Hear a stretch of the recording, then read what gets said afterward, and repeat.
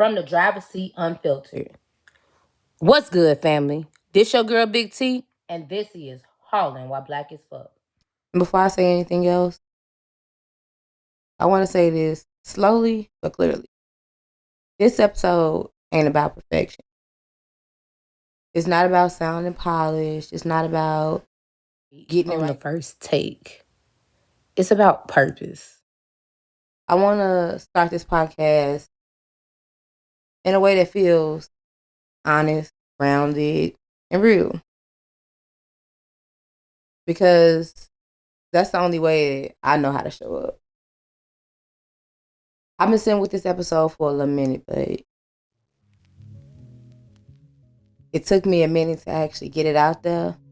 Not because I didn't know what to say, but because I knew exactly what I wanted to say, but I didn't want to rush it. I wanted to say it the right way. Wherever you are right now, whether you driving, parked, at home, or you just listening, I want you to really ride with me through this first episode. Because this episode is about why this podcast really exists, why the name is what it is, and why this space really matters to us. We gotta start with the name. Haulin While Black AF. Yeah. That name has gotten a little bit of backlash. And I want to be very clear from the beginning. We are proud of this name. We are confident in this name. And we ain't changing the name at all. Haulin While Black AF is not clickbait. It's not meant to offend nobody. It's not meant to exclude anybody. It's meant to tell the truth. And anytime black people name something honestly, somebody always bothered, uncomfortable for some strange reason. But that ain't new, and it ain't surprising. People love to ask, why you gotta bring race into it? And every time I hear that question, I think the same thing. We didn't bring race into trucking. It was already there when we showed up. As it is in many places. Being black in trucking comes with limitations that people don't like to talk about. Will you feel comfortable stopping? Where you don't feel comfortable stopping? How you walk into a building? How you talk when you're on the phone? How you present yourself just to be treated fairly? I feel like we always gotta dim my light for everybody else to shine. That's not an option though. That was a lived experience. That's what we go through on a day-to-day basis out here. So when people hear the name and they feel uncomfortable, I gotta ask sometimes, are you uncomfortable with the name? Or are you uncomfortable with the reality of it? Because those are two different things. This name is about ownership. It's about naming what already exists. It's about not pretending. So this podcast is ours. Haulin While Black AF is for us. It's a space where we don't have to dim our lights anymore. It's a space where we don't have to make ourselves small. It's a space where we don't have to explain ourselves to someone because we understand us. So if this name make you feel uncomfortable, this might not be the space for you. But if this name makes you feel seen, understood, comfortable, happy, you, or even a little bit less than alone, welcome home. Once you understand the name, you understand why this space just had to exist. Trucking already comes with pressure. We got long hours, we got deadlines, responsibilities. But when you black in this industry, especially if you're a woman or owner or a parent, There's extra layers of trucking that nobody prepared you for. Not too many people are talking about this when these recruiters is out here getting you to become a truck driver. Like, there's places that you gotta pass up when you get tired. Not because you're scared, but because you're being smart.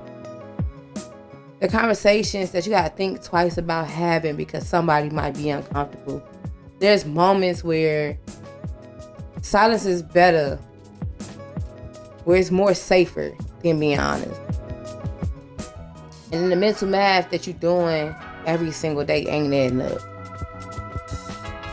A lot of trucking faces don't leave you the room to tell that type of truth. You speak up and suddenly, oh, you doing too much. You're playing the race card. Or you told that you should just deal with it. But carrying everything quietly, it'll definitely burn you out. This space exists so we don't have to be alone. It ain't for us to complain or argue, but to be real, to be honest. To talk about what this life actually looks like. So let me talk to you about why I stepped up into this. Before ownership, before this podcast, before the Discord, before any of it, I was a mother first. When I first became a driver, I didn't do this for the money. I did it because I genuinely just love driving. And I really wanted to see more than Indiana.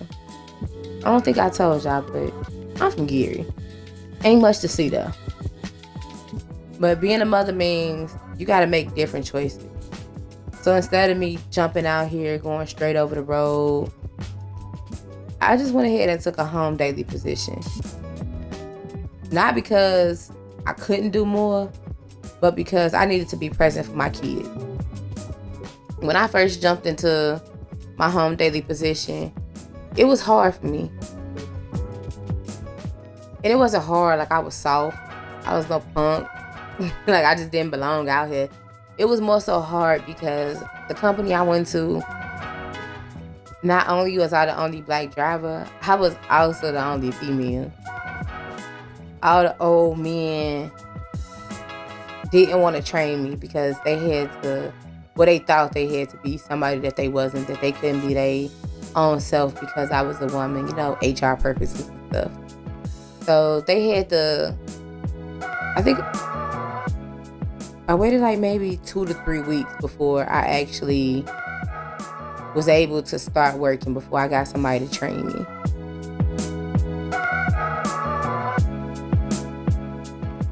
And I ended up with a good trainer.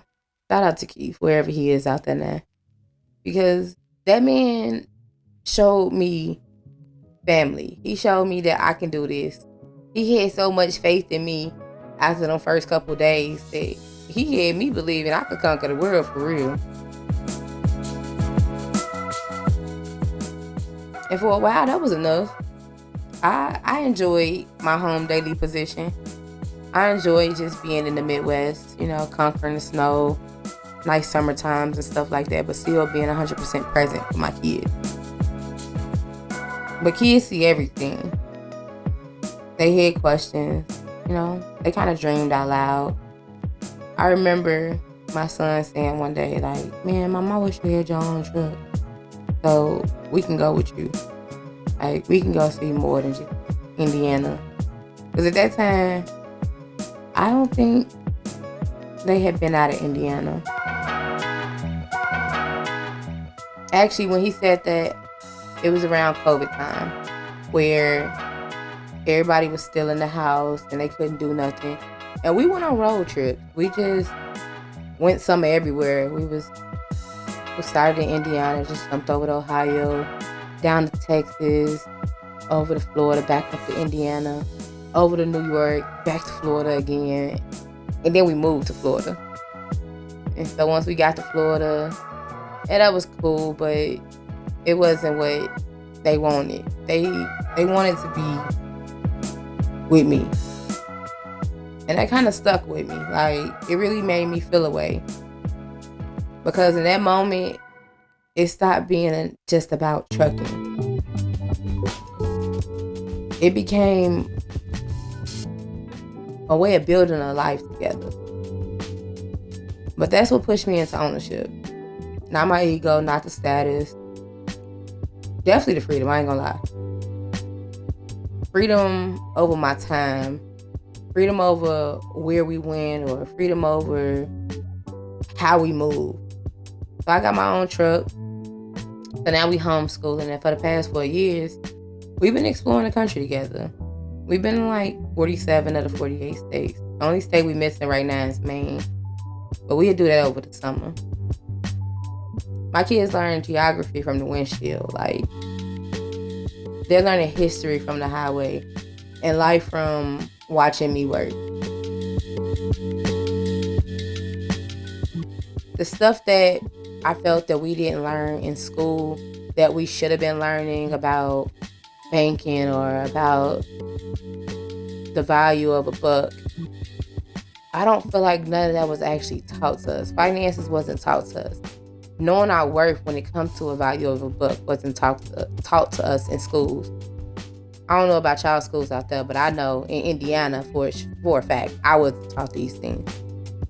And the way of the world with parenting, I don't feel like back then our parents ever installed these things inside of us. So with the kids being over the road with me, I can think of a few loads we had where we actually had to offload them. We had the Dollar General account before. We did Family Dollar account before, and Shoe Carnival. If you know, you know. You know what those accounts is like. You know all what it entail. So the first couple times we did it. Now we're going to go with the first time. The first time we did it, I didn't get them a dollar amount. I just told them, hey, we got to actually unload this one. And when we unload it, I'm going to pay you guys. But once we get back here, we'll figure out what it's worth. Like, what it is that they felt their value was for doing so. So we get there. We open that trailer. My daughter looks at me, because my daughter, she's just my little mini. She stares at me and she gives me this look like, oh, mama, you lied. She didn't say it, but she looked at me like, mama, you lied. I ain't gonna lie to y'all. We opened the doors. I lied to myself, because I was like, whew, what did I get us into? But we get back there and we get to unloading. And my son's like, yeah, we're gonna need 20 bucks. My daughter looked at me like, 20? Yeah, you funny. But I didn't say anything. I allowed them to, come up with their own dollar amount. So they unloading. And when they get done, like get halfway done unloading, my daughter turns around and she's like, Mom, yeah, this is about $100 in a meal worth of work. I couldn't do nothing but laugh though, because at her young age, she realized that 20 wasn't enough for what they was doing. They needed snacks. They needed an actual bang for that buck. It took us probably about I'd say maybe no more than 4 hours to unload. So at the age of 10, to be paid $25 an hour for labor, I honestly feel like it's a good thing. Hell, half of us ain't making $25 an hour on a day-to-day basis, and them at that young age knew the value of their time. And those are things that I've learned that was important. Those were things that I did not realize that I was teaching them. The pumping the fuel, they want to be paid. Cleaning the windows, they want to be paid. If we drop in the trailer, they want to be paid. And it's not that they want to be paid, they deserve to be paid. And these are things that nobody are really looking at or teaching their kids. So trucking is teaching these kids something that I wish I was taught at a young age. But trucking ain't just a job for some of us. It's how we build our families. It's how we create opportunity. It's how we show our kids the world. So before I wrap this up, that's just one more thing that I want to say. That this podcast is not about division. It's about understanding. We just talk about being black and trucking. We're not asking for special treatment. We're asking to be seen. A lot of us are raising our families on this road. A lot of us are building something bigger than ourselves. And that deserves that respect that it needs. When we talk openly, we move smarter, we protect ourselves better, and we remind each other that we are not alone. That's what Haulin While Black as Fuck is all about. If you felt even a little bit seen tonight, that was my point. If you made it this far, I really appreciate you. That tells me that you're ready for these real conversations. This ain't just the beginning. The rest of the squad will be here on the next episode where you get to talk to some other folks and you get to hear they side of it. You ain't got to just hear me the whole time. But this your girl T from the driver's seat, unfiltered. Still rolling, still black, still standing.